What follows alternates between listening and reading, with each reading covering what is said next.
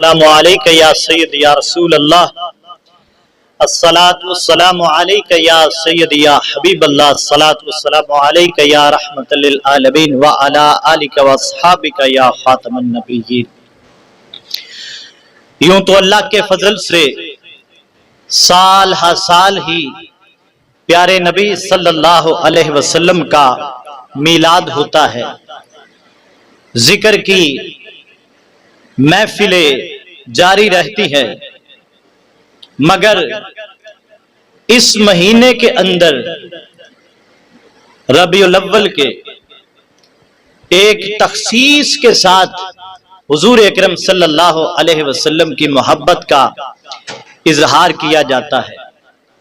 کوئی گھروں کو سجاتا ہے، کوئی گلیوں کو سجاتا ہے، کوئی سرکار کی آمد کی خوشی میں مٹھائیاں تقسیم کرتا ہے، کوئی لنگر تقسیم کرتا ہے۔ اپنی اپنی حیثیت کے مطابق سارے لوگ پیارے نبی صلی اللہ علیہ وسلم سے محبت کا اظہار کرتے ہیں۔ میلاد النبی صلی اللہ علیہ وسلم ایمان کو جلا بخشنے کا ایک ذریعہ ہے اور پھر مؤثر ذریعہ ہے۔ اقبال نے کہا قوت عشق سے ہر پست کو بالا کر دے، قوت عشق سے ہر پست کو بالا کر دے، دہر میں عشق محمد سے اجالا کر دے صلی اللہ علیہ وسلم۔ آج جو شخص میلاد مصطفیٰ صلی اللہ علیہ وسلم کے بارے میں تردد کا شکار ہوتا ہے تو اسے سوچنا چاہیے ہزار مرتبہ کہ ہم میلاد کی محفل میں کیا کرتے ہیں۔ ہم میلاد کی محفل میں تلاوت قرآن کرتے ہیں، ہم میلاد کی محفل میں کسی کو گالی نہیں دیتے، کوئی ڈول گانے باجے نہیں بجاتے، ہم غیر شرعی حرکات نہیں کرتے۔ ہم تو سرور کونین صلی اللہ علیہ وسلم کے ان فضائل کو بیان کرتے ہیں کہ جو سرکار نے خود بیان کیے، جو اللہ نے قرآن کریم کے اندر بیان کیے، جو ہمارے آقا صلی اللہ علیہ وسلم کے سامنے حضرت حسان رضی اللہ تعالی عنہ بیان کرتے تھے، جو صحابہ بیان کرتے تھے۔ منبر بچھتا تھا حضرت حسان کے لیے اور وہ سرکار کا میلاد، سرکار کا ذکر خیر سرکار کے سامنے بیان کیا کرتے تھے۔ تو آج ہم بھی صحابہ کرام کی اس عظیم سنت پہ عمل کرتے ہوئے سرکار کا ذکر خیر کرنے کے لیے بیٹھے ہیں۔ حضور اکرم صلی اللہ علیہ وسلم سے محبت کا اظہار کرتے ہیں کہ ہمیں سرکار کے آنے کی خوشی ہے، غم نہیں ہے۔ سرکار کے آنے کی خوشی صحابہ کرام نے بھی بنائی تھی۔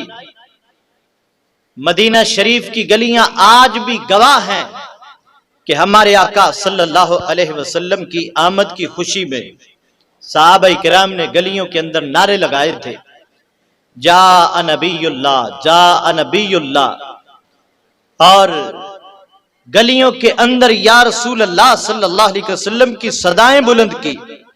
کسی نے طالع البدر علینا کے نغمات حضور کی خدمت میں پیش کیے۔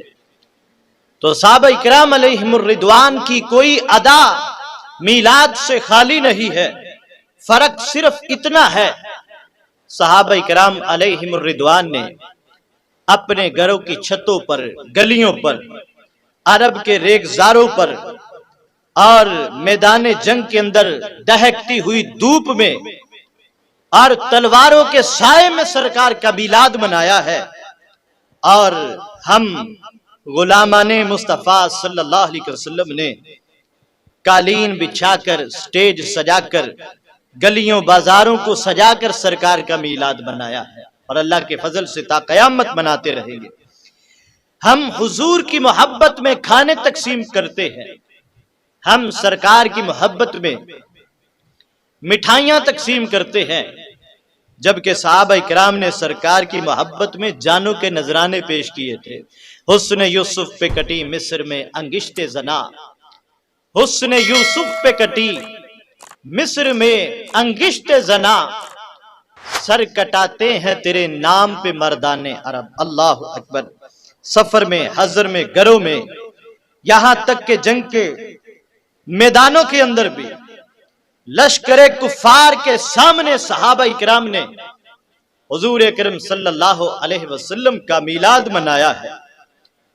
और जिस वक़्त किसरा के मुकाबले में हजरत उमर फारूक रदियल्लाहु ताला अन्हु ने लश्कर भेजा और किसरा की फौज का जो कमांडर था वो 40,000 का लश्कर लेकर सहाबा के सामने आया और क्या कहा? उसने कहा मैं तुमसे सवाल करना चाहता हूं, तुम कौन लोग हो? अपना तारुफ तो करवाओ, तुम कहां से आए हो, कौन लोग हो? तो साहबी रसूल जिस वक़्त दुश्मन के सामने थे, हदीस है ये बुखारी शरीफ की और हदीस नंबर है 3159, जो जहां से चाहे इस हदीस पाक को जब चाहे चेक कर सकता है, देख सकता है। साहबा इकराम ने क्या कहा? कहने लगे सरकार की जलवागरी से पहले हमारे हालात क्या थे? हम कत्लो गारत गरी किया करते, हम लूट मार किया करते, हम शराबे पिया करते थे, हम जहालत की जिंदगी गुजारा करते थे। ये था हमारा अंदाजे जिंदगी। यहां तक के वना अबुदु शाजरा वल हजरा फबैना नहनु कज़ालिका इस बास रब्बुस समावाति व रब्बुल अर्दीना ताला जिक्रुहु वजल्लत अज़मतुहु इलैना नबिय्यम मिन अनफुसिना। हम दरख्तों की पूजा करते, हम पत्थरों को खुदा मानते, उनकी पूजा किया करते थे।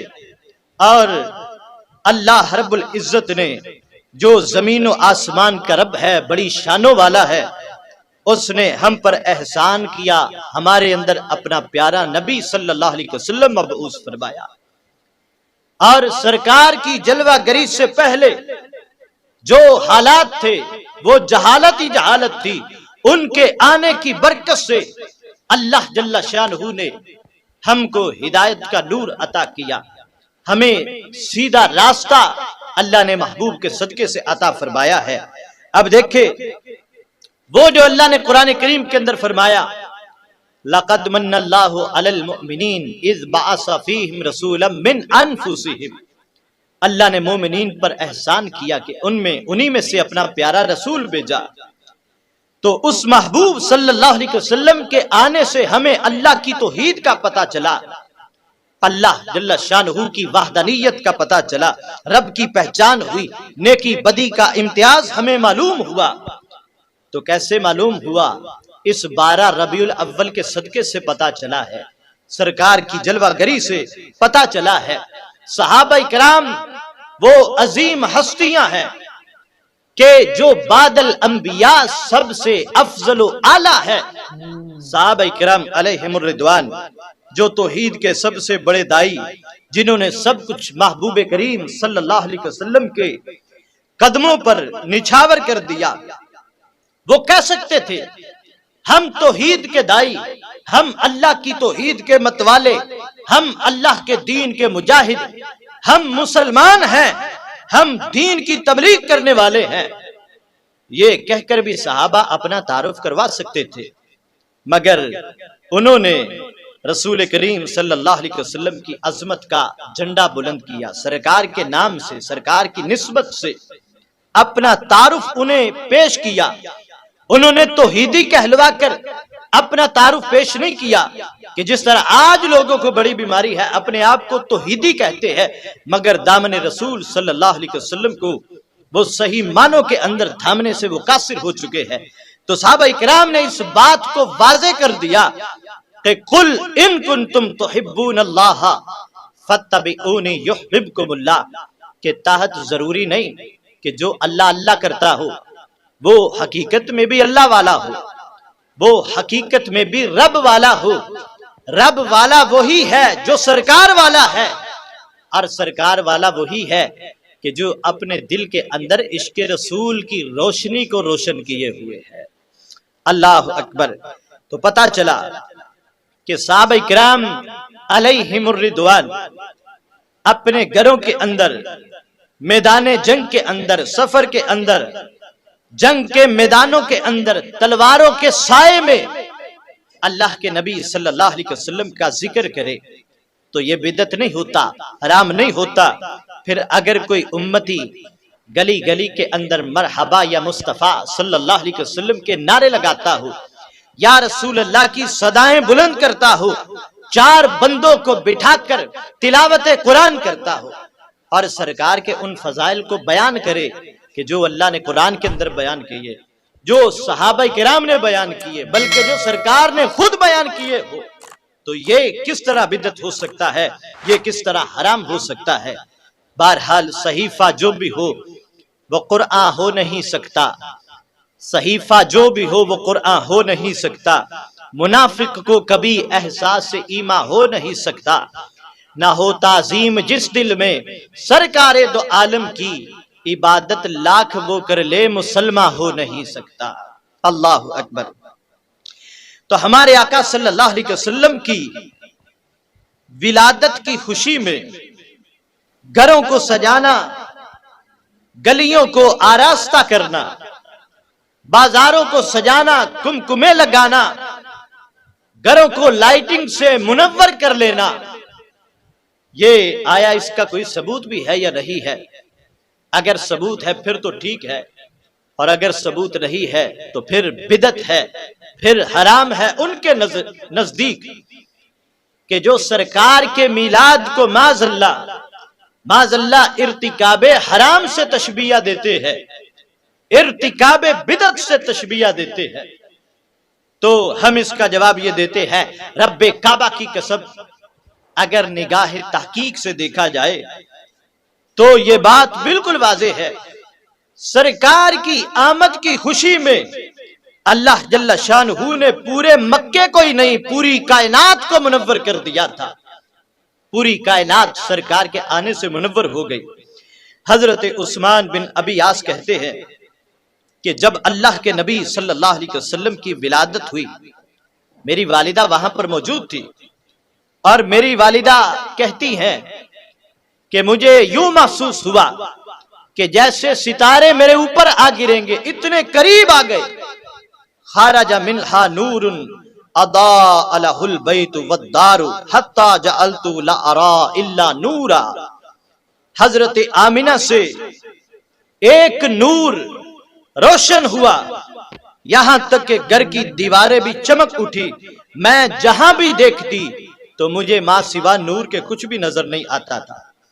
اسی طرح حضرت عبد الرحمن بن عوف کی والدہ کہتی ہے کہ جب اللہ کے نبی صلی اللہ علیہ وسلم کی دنیا کے اندر جلوہ گری ہوئی، اور حضرت عبد الرحمن بن عوف کی والدہ کہتی ہیں اضاء علی ما بین المشرق والمغرب، کہ مشرق اور مغرب کے درمیان جتنی کائنات تھی وہ ساری کی ساری روشن ہو گئی۔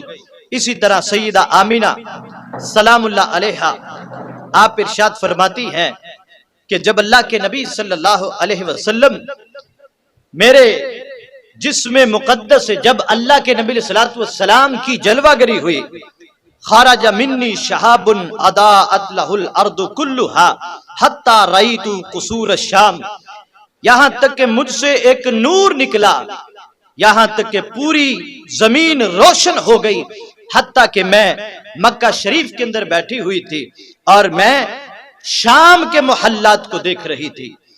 تو آج کسی کو یہ وسوسہ آتا ہے کہ جتنا مال ہم چراغاں پہ خرچ کرتے ہیں اس سے بچی کی شادی ہو سکتی تھی، کسی غریب کے گھر کا چولہا جل سکتا تھا، تو یہ خیال اس وقت کیوں نہیں آتا کہ جب ہم اپنے بیٹے کی خوشی میں ہزاروں نہیں لاکھوں خرچ کر دیتے ہیں، اور پھر لاکھوں روپیہ طوائفوں کے نظر کر دیتے ہیں، اور پھر اپنے مفاد کے لیے جو ہے سیاسی جلسوں کی نظر کر دیتے ہیں، اور اسی طرح جو ہے ایسی رسموں میں خرچ کر دیتے ہیں کہ جن کا شریعت مطہرہ سے کسی قسم کا کوئی تعلق نہیں، ہزاروں روپے لاکھوں روپے اپنے مفاد کے لیے خرچ کرتے ہیں، مگر یہ اعتراضات اسی وقت کرتے ہیں جب اللہ کے نبی صلی اللہ علیہ وسلم کے میلاد کی باری آتی ہے، جب رسول کریم صلی اللہ علیہ وسلم کہ میلاد کا وقت آتا ہے تو صحیفہ جو بھی ہو وہ قرآن ہو نہیں سکتا، منافق کو کبھی احساس ایمان ہو نہیں سکتا، نہ ہو تعظیم جس دل میں سرکار دو عالم کی، عبادت لاکھ وہ کر لے مسلمان ہو نہیں سکتا۔